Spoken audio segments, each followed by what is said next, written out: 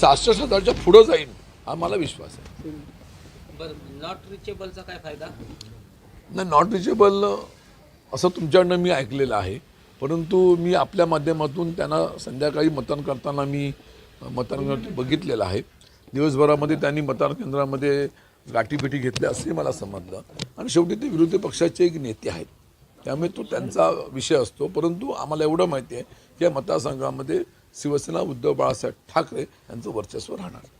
आणि सध्या राजापूरमध्ये प्रमोद जठारांकडे सगळ्या राजापूर लोकसभा मतदारसंघाची जबाबदारी दिली होती. भविष्यामध्ये ते तिथले कॅन्डिडेट असं बोललं जातं आहे, त्याबद्दल तुमचं काय म्हणणं? समोरचा पक्षाचा उमेदवार आमच्यासमोर कोणतरी येणार, तो कोणी येऊ दे, माझा विश्वास माझ्या शिवसेना पक्षाच्या पदाधिकाऱ्यांवरती आहे, आम जनतेवरती आहे. माझ्यासमोर कोणी उमेदवार आला तर निश्चितपणे या निवडणुकीमध्ये विधानसभेच्या मी